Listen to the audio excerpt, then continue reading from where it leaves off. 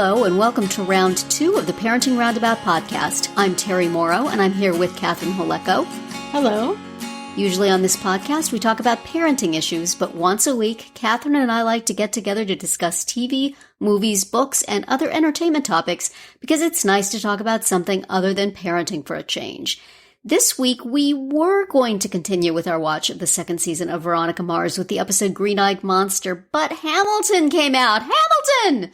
Finally, Terri got to see Hamilton. I'm a little excited. All my viewing time has gone to watching Hamilton. So we are going to do that thing we always hated when the West Wing Weekly podcast folks did it, which is put off the episode we promised to watch for a week and talk about, you guessed it, Hamilton. But first, let's talk about World of Dance, with a reminder that we are talking about last week's episode and not the one that airs tonight. It's complicated. Relax. It'll be fine.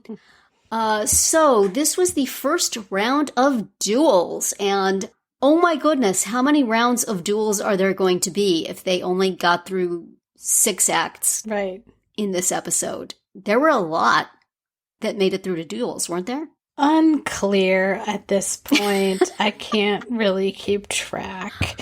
I mean, it's sort of like documentation. It's sort of like So You Think You Can Dance, where half the show is leading up to the show.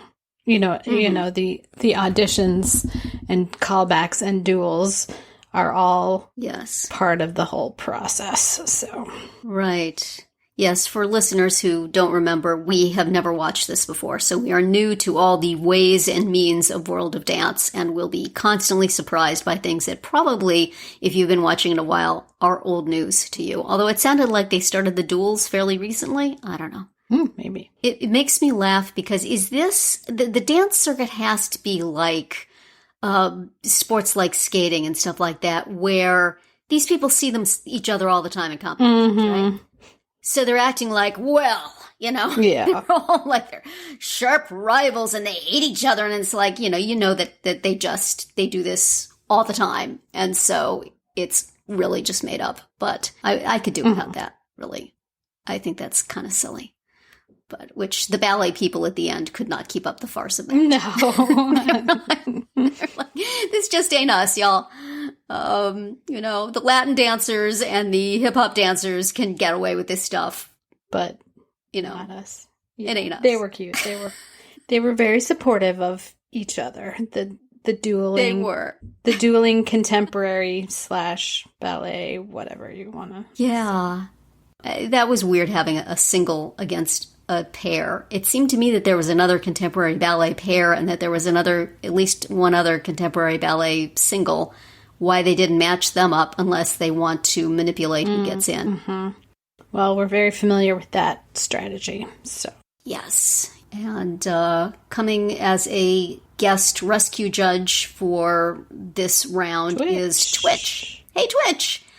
And it makes me wonder, what are the boundaries between all these different dance shows? Because I would expect that people who are, say, extremely active on So You Think You Can Dance couldn't go beyond dance. Just cuz. And that, Derek is on World of Dance now. On NBC, he used to be on Dancing with the Stars on ABC, but he's really not on Dancing with the Stars anymore. No. So it's like he crossed over. But Twitch just seems to get to go wherever the heck he wants. And God bless. It's always nice to see him. But I think what it is that even though these things are all on different networks, they're maybe all produced by the same outfit or something, or they have exchange privileges drawn in. I don't know. Anyway, it was nice. It was interesting to see him. And he's just basically sitting there with no usefulness until the end, Yeah, because at the end he can redeem, just one, maybe. Just one act that didn't get through at this point. That's kind of not the greatest gig, is it? It's like you have to sit there and watch all these people, but you have no control over their fate until the end, and then you can only save one. And everybody else is going to hate you for not saving them. J-Lo is getting certainly happy to keep reminding people, like, well, it might not be over. Because she doesn't have to make. Yeah. I enjoyed when she said that Neo and Derek were like her little brothers. Yeah. Your weekly reminder. Who's the boss? Of who is the boss. Right.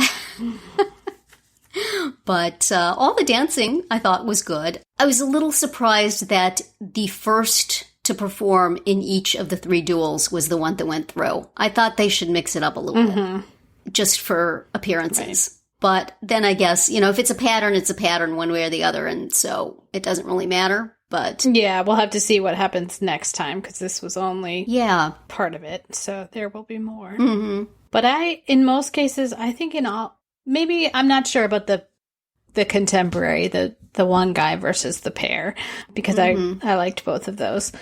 But the other ones I agreed with.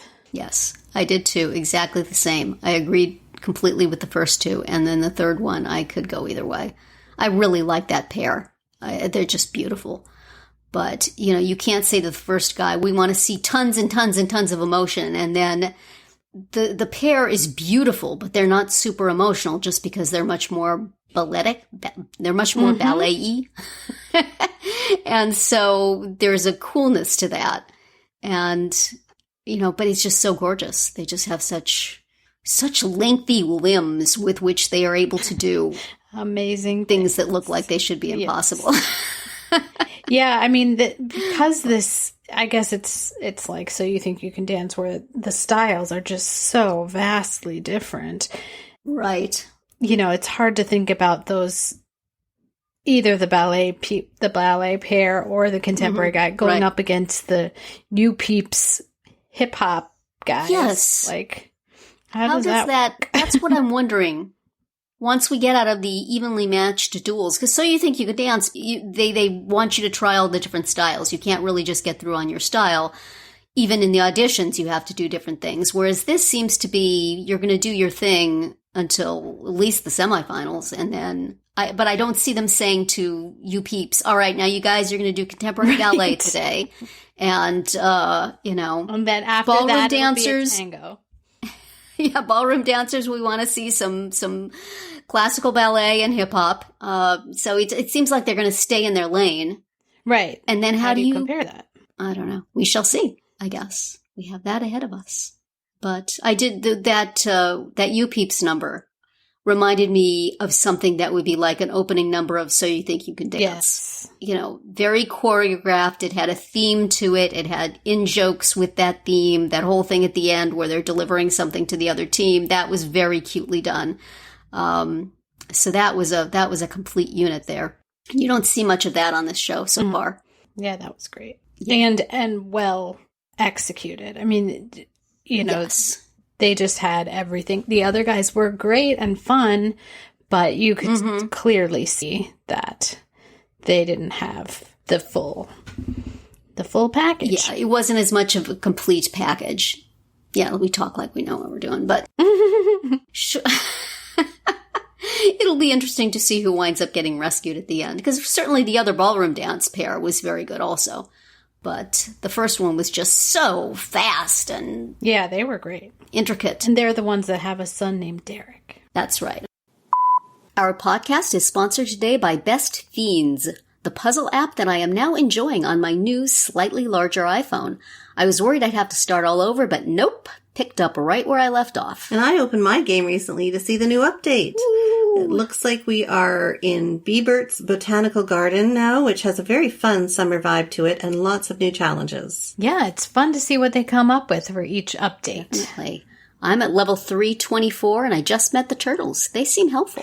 And I'm on level 613 now, and I'm struggling to chase after those beach balls that bounce around the game board. Uh-oh. Well, not to boast, but I'm up to level 755, and I've also completed 3 special fiend quests with Edward, Jojo, and Whisper. Goodness. Engage your brain with fun puzzles and collect tons of cute characters. Trust me, with over 100 million downloads, this 5-star rated mobile puzzle game is a must-play. Download Best Fiends free on the Apple App Store or Google Play. That's friends without the R. Best Fiends. Well, speaking of dancing and... combinations of, like Broadway and hip-hop and... We watched the... debut of the Hamilton film on Disney Plus. This was taped before the original cast broke up, although I think Jonathan Groff had already left. I think he came back for a few performances to tape this.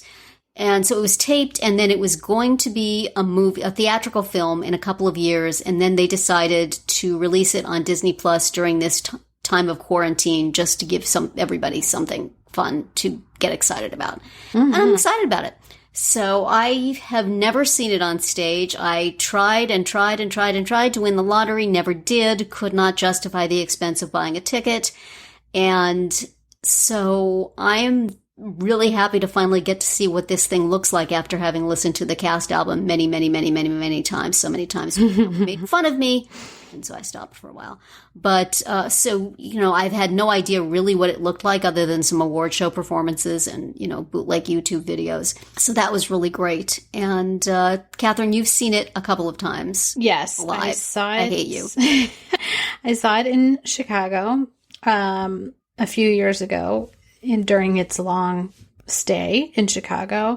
And then I also saw one of the touring productions when it came to my town back in the day. Yeah. But obviously neither with the original Broadway exactly cast, because you saw it in different places. So it's exciting to see those people whose voices you heard on the cast album and who you saw on all the initial hype about the show actually do their things fabulously. Amazing. Of course. Yes. As we knew they would. So what did you think of this? Did it add to your appreciation of Hamilton? Did you see things that you did not see when you were seeing it live? Yeah, I mean, it certainly added to my appreciation, just first of all, being able to see the original cast. And I mean, I have no complaints about anyone I saw in the productions that I did see.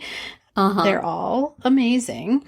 But, there's just something about Chris Jackson and Leslie Odom Jr. and Renee Elise Goldsberry. They're just beyond good at what they do. Yeah. And what was really a revelation to me about this was how amazing Philippa Sue is. I don't think get that. I mean, obviously her voice on the cast album is fantastic, but her songs are...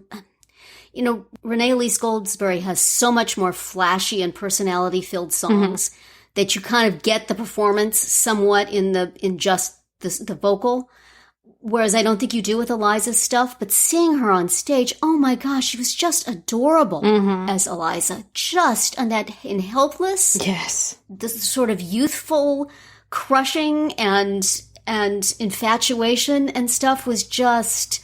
I loved watching that. I'm going to watch that again and again. I just enjoyed her performance so much, and then seeing it through the whole show, all the different, scenes that she had. I just loved watching her, and I never expected that. I always thought, well, Eliza is a compelling character, and her voice is beautiful and all that. I never expected how just charming and adorable she is in it. And, I mean, I heard people talking about it and thought, okay. But, wow. I was so impressed by her. Yeah. And she's amazing. Also, just a lot of things. I think you mentioned when you saw it that there's things you see on stage that aren't on the cast album. I mean, not only Lauren's dying, that little scene with the dialogue of that, but also just, I didn't know King George was on stage for the Reynolds pamphlet. That's really fun. That's just delightful to see how Jonathan Groff kind of just moved through that, mocking Hamilton. It was lovely. And, his whole transition in each of them from the beginning when he's just in like 500 pounds of robes and crown to getting a little bit more sprightly with each one. Right. And all his business where he says, I'm so blue, and he thumps his cane and the lighting changes. Lights turn blue, yes. That's just so much fun. And the only thing that kept me from observing more is that, did it seem dark to you? Maybe it's just my TV, and it's certainly, the stage lighting, and I understand that's how it would look, but I have old eyes that are used to staring at a bright screen to edit, so I have trouble with low light. And I watched it on my TV, and I could see the close-ups real good and nice and big, but I couldn't always see who was up on the surround, which seemed like a cool thing to be able to see. And I couldn't always see who was in the background, or, like in the opening number when different people were singing different parts, I couldn't always see who it was. So I'm going to have to watch the whole thing again on my computer screen where I can put my nose up against it and say, oh, I see now. Right. oh, look at that. Yeah, I think that's just how it was. It didn't strike me as extra dark, I would say. But I agree with you. It is really fun to be trying to pay attention to who's up on this around, and there's so much going on in the background all the time. And I think on this film, you get some chance to see that. Obviously, because it's directed, it's different from a live performance in that you're not, choosing where to direct your attention. Yeah. They mentioned that on Pop Culture Happy Hour, that Tommy Kail is kind of telling you where to look. But I trust you to know. If there's anybody who's gonna tell me, then I'll take it. Another thing that sticks in my mind of something that I never got from the cast album that was just so much fun on stage, in that number Farmer Refuted, I had always imagined, Thane Jasperson's character kind of just sort of wilting under Hamilton's onslaught, but instead he's like whacking him on the head. He tries. He's really fighting back, like, you idiot, go away. I'm doing something here. Picks up the soapbox and moves it. It was so funny. And then you also get to see Mulligan and Lafayette like egging Hamilton on, which you don't realize is happening in the cast album either. Yes. The chemistry between those four guys, Lawrence and Mulligan and Lafayette and Hamilton, was really, really nicely realized on stage. Especially, I feel like Anthony Ramos and Lin-Manuel Miranda had good friend chemistry. I just really felt it from the two of them.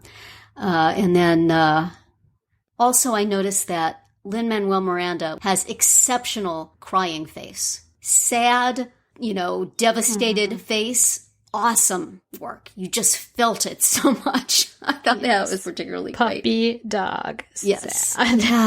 Yes. On the verge of tears, he plays that awesomely. It was really fun. I'm so glad to have this, not only to be able to finally see it, but to be able to see it again and again and again, and to be able to rewind to certain scenes and watch them. And that is going to be so much fun. It's such a gift. If it had been a theatrical movie, I guess we would have had that option eventually if you wanted to buy it. But to have it on Disney Plus, I don't know if it's on there indefinitely. Yeah, I hope they leave it on there for as long. I really do, because I would like to see it on every different size and shape of screen I own, because I know I'll see something different every time.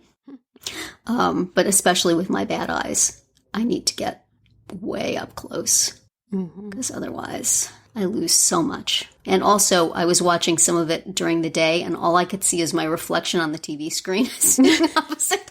I had to move off to the side and down so I could see what was going on. I'm not trying to watch myself. These are the little trade-offs we make to have something to watch on our TV instead of on a movie screen. It probably would be spectacular on a movie screen. And you would feel much more in the action.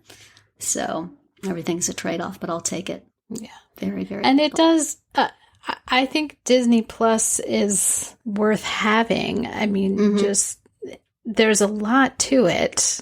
Yes. If you're thinking like, well, should I get it just for Hamilton? Yes, is the answer. But also there's it served me up The Sound of Music right after if I wanted it. I had that too, but it was like, I wanted to watch the credits. Right. And it made the credits tiny. Stop that. Yeah, there's just a huge library of stuff on there. Yeah. So. Yeah, and like a lot of Disney stuff. There's Disney movies I would like to go back and watch that I watched with my kids when they were little. I just have no time. Yeah. But I will one day. Parent Trap and High School Musical I would like to watch again. Oh, yeah. So, it's all on there. Got to Kick It Up. I don't know if you ever watched that with your kids, but with Susan Egan, who's another Broadway person, playing a cheerleading coach. But, yeah, so I think it's worth it. And, of course, all the Marvel movies and Star Wars stuff, I think. Yep. Or no, Star Wars. Yeah, there's a lot of Star Wars stuff on there. Yeah. Mm-hmm. So. And there's National Geographic stuff on there. Not that I've watched any of it, but it's there. And also Hamilton. Yeah. Hamilton is there. Hello. And they want you to know it. They're going to serve it up there, top of the plate, every time. Well, who could? Not me. Well, next week, if we ever stop watching Hamilton, we will watch that 4th episode of Veronica Mars, Season 2, Green-Eyed Monster, and we will talk about it, we promise. We're sorry to put it off. It's just Hamilton. And we'll continue with World of Dance with the episode that airs tonight, July 7th. It's the second Duels episode. And that is going to be it for our Round 2 today. Please subscribe to our Parenting Roundabout podcast so you won't miss any of our episodes. We have something new for you every weekday. As always, you can find recaps, links, and an opportunity to comment on our website at parentingroundabout.com. Goodbye, Catherine. Bye, Terri. Goodbye, everybody.